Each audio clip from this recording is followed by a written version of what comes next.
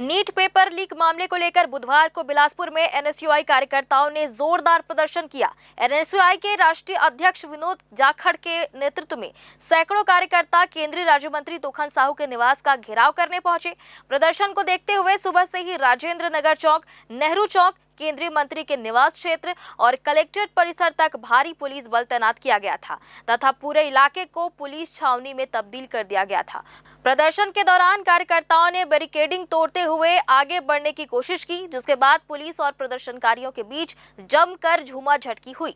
हालात को नियंत्रित करने के लिए पुलिस प्रशासन ने वाटर कैनन का इस्तेमाल किया और प्रदर्शनकारियों को रोकने का प्रयास किया। इस दौरान कई कार्यकर्ता पानी की बौछारों के बीच भी डटे रहे और केंद्र सरकार के खिलाफ नारेबाजी करते रहे।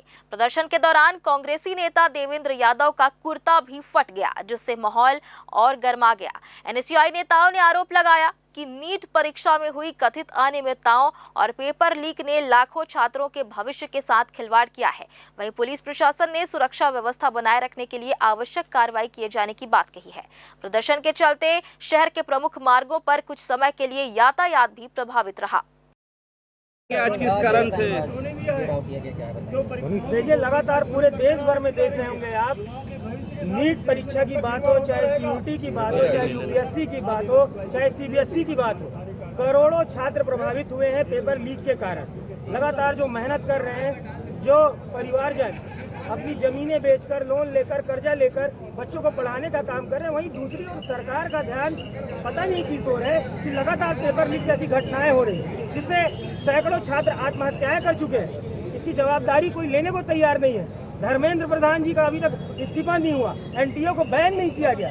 सरकार लगातार केवल जांच एजेंसियां बैठाने का काम करती है, लेकिन जांच में कुछ निकलकर सामने नहीं आता है। इन सभी मुद्दों को लेकर आज हमारे राष्ट्रीय अध्यक्ष विनोद जाखड़ जी के नेतृत्व में पूरे देश भर में नीट परीक्षा को लेकर और बाकी अन्य परीक्षाओं के लीक के मामले को लेकर लगातार विरोध प्रदर्शन जारी है। और आज उसी क्रम में छत्तीसगढ़ में हम चाहते हैं कि सरकार जल्द ही कोई ऐसी एजेंसी बनाए जो स्वतंत्र रूप से परीक्षाएं करवाए, जिसमें कोई धांधली ना हो, संपूर्ण पारदर्शी तरीके से हो। लेकिन सरकार नहीं करा रही है। एलटीए भंग होना चाहिए। धर्मेंद्र प्रधान जो केंद्रीय शिक्षा मंत्री है, उनका इस्तीफा होना चाहिए। ये हमारी प्रमुख मांग है। एनएसयूआई लगातार सड़क से लेकर सदन तक की लड़ाई लड़ने के लिए तैयार है। उसी क्रम में देश भर के अलग अलग राज्यों में प्रदर्शन हो रहे हैं। उस क्रम में आज छत्तीसगढ़ में हो रहे हैं। अगर उसके बाद भी हमारी मांग नहीं मानी गई, सरकार दबाव से अगर हमारी बात नहीं मानती, तो एनएसयूआई संसद भी घेरने के लिए तैयार है। आपको ये एजेंसी बता दो जो जांच हो जाए सही। वो तो सरकार को तय करना पड़ेगा ना। सीबीआई जांच पिछले बार भी 2024 में भी सरकार ने सीबीआई जांच की बात की थी। नीट पेपर लीक हुए थे, तो उसमें क्या हुआ? आज तक कोई तथ्य सामने नहीं है। कुछ भी नहीं होगा। सरकार की मंत्री नहीं, सरकार के लोग मिले हुए हैं। पेपर लीक हो क्यों रहा? क्योंकि वो चाहते हैं पैसे लेकर पेपर को लीक किया जा रहा है। ऐसे जब फिर वैसे में कैसे डॉक्टर बनेंगे, कैसे सिविल सर्विस के लोग आएंगे? ये सोचने वाली बात।